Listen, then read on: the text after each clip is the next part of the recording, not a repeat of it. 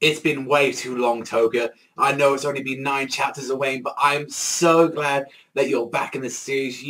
Like everyone, like I really need to see everyone in the story right now. Get all the old characters back together because I need to see some shit going on right now in Tokyo Ghoul. So we get to see the next case that everyone's going to be on, the Nutcracker case, as it's known. This creepy and fucking scary as fuck, like, female ghoul that literally like pleasures people and literally like she breaks men's testicles. Yes, all us guys, you gotta be considered. Literally breaks them and then devours them. It's like, oh god, the cringing of just when I read that page, I was like, oh god, it's like that sounds like the most terrible death ever. You get eaten from like the nuts up, like, oh no, I don't want to think about that shit. That sounds way too nasty and all that. But it's like when we even talk about the SS Rabbit and all that, saying like this is responsible and all that, you know, this is a lot of the causing, you know, that attacked them, you know, the little group that they had, and it's like they're thinking like, especially all that, she thinks that this is the rabbit as well that killed her father as well.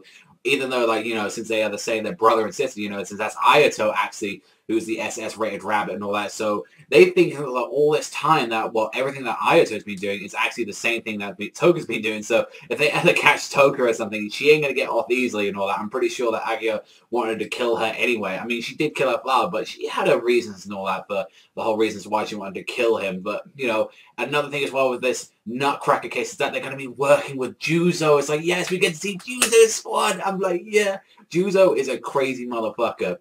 And this sounds like a very good thing because it sounds like the Nutcracker case, it sounds a lot more relatable to the Juzo one, because you remember what happened to Juzo as well, that, you know, he's not exactly got his man parts anymore, especially when we find out about his past and all that. So, my god, this sounds like this could actually have a huge connection to Juzo. This could, like, this be a reason why he could actually even take out this case, because it could be, he feel like it's a relation to like some of the situation he's gone to. And it makes me wonder, you know, he lost his leg during that whole time, so what, he just got a prosthetic leg? Could it be like actually like a kakune that he's using like that or something like that, or quinke? And I've got to say, one thing in this chapter as well is like, Ure, you are such a salty piece of shit. He wanted more power than like Sasuke, saying like he wants the transplant as well because he's got like the Kakuho like transplant that, you know, Dr. Kara like actually came up with. And one thing is that we've seen is that the actual experiment that they've been using itself, everyone who has this, they can go up to, you know, 20%, 40, 60, 80, 100. Everyone with this ability actually can only do like 40%, because I think after you go over that, then you start losing your humanity. If you go into 100%, you're just a flat out ghoul, but you're powerful as hell. Same thing when you go to 80, 60, you know, 20, like even when you're probably using 20 or 30, and that probably explains why like Shirazu and all that is probably like a really high, explains like, you know, Sasuke. I mean, it's Kaneki in the end of the day, so it understands why, you know, he's like the original one who had the original transplant in the first place, and why these people have such high RC levels, and they'll probably be mistaken for ghouls if they have those scanners like we did like previously in the manga.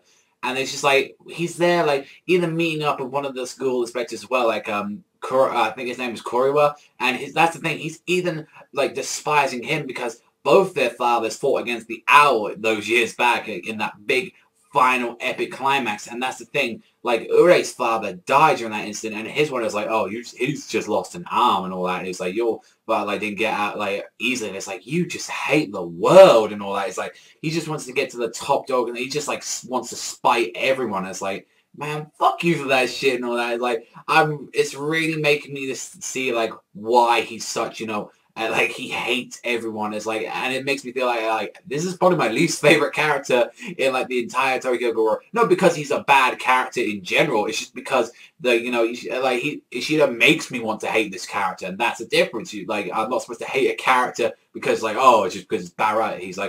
He's making me want to hate this motherfucker. So, and that's the thing, when we even see with Ayato in this chapter, he's even asking Torso, since they know about his identity now, they know his name, and he's like, oh, I've got to run. So Ayato is going to be using him to get some information, especially about Sasuke as well, since Ayato is after Sasuke, everyone's after him right now. So it makes me wonder, and it doesn't even seem like he's actually working with her. It seems like he's just like on the road. He's like, oh, I can use, you know, Alagiri Tree for my, like, my own thing. Maybe did he like leave Aogiri? Is he actually still connected to him somehow? Like, that makes me wonder if he actually just went off his own and just left, or is he actually still part of the Aogiri, but as like, you know, an inside man to like the group and everything. So that does make me wonder about. And like I said, you know, the next group is going to be, you know, Nutcracker case. I'm really wanting to see if that is going to be a connection to that. But when they went into like that cafe and it's called Re, and you know why the series has got the name now, Re, it's got the cafe, and it's like you see there Yomo and TOUKA are there, and it's like you know that's the both of them with that hairstyle. It's like,